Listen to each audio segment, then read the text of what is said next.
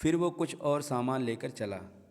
यहाँ तक कि जब वो दो पर्वतों के बीच पहुँचा तो उन दोनों की उस ओर एक जाति को पाया जो करीब ना थी कि कोई बात समझे। उन्होंने कहा, ए जुल्करनैन, निसंदेह याजूज और माजूज इस भूभाग में उत्पात मचाने वाले हैं, तो क्या हम आपके लिए कुछ राजस्व तय कर दें, इस शर्त पर कि आप हमारे और उनके बीच एक अवरोध बना दें। उसने कहा, मेरे पालनहार ने जो कुछ मुझे प्रदान किया है वो उत्तम है। अंत तुम श्राम शक्ति से मेरी सहायता करो। मैं तुम्हारे और उनके बीच एक मोटी और दृढ़ दीवार बना दूंगा। मुझे लोहे के टुकड़े ला दो, यहाँ तक कि जब दोनों पहाड़ों के बीच का हिस्सा ऊपर तक बराबर कर दिया तो कहा, अब इसमें आग दहकाओ। यहाँ तक कि जब उसे आग कर दिया तो कहा, मुझे पिघला हुआ तांबा ला दो ताकि मैं उस पर उंडेल दूँ। फिर उनमें ना ये शक्ति रही कि उस पर चढ़ सके और ना वे उसमें कोई छेद कर सके। उस जुल्करनैन ने कहा, यह मेरे पालनहार की ओर से एक दया है। फिर जब मेरे पालनहार का वादा आ जाएगा तो वो उसे पृथ्वी के बराबर कर देगा, और मेरे पालनहार का वादा हमेशा से सच्चा है। और उस दिन हम उन्हें इस अवस्था में छोड़ देंगे कि एक दूसरे में मौजों की तरह परस्पर परस्पर गुत्थम गुत्था हो जाएंगे, और सुर फूंक दिया जाएगा तो हम उन सभी को इकट्ठा करेंगे। और उस दिन हम जहन्नुम को काफिरों के ठीक सामने कर देंगे,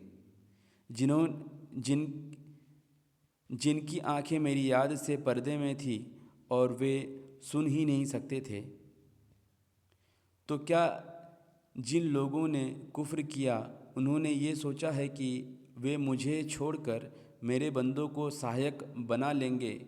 निसंदेह हमने जहन्नुम को काफिरों के लिए आतिथ्य के रूप में तैयार कर रखा है।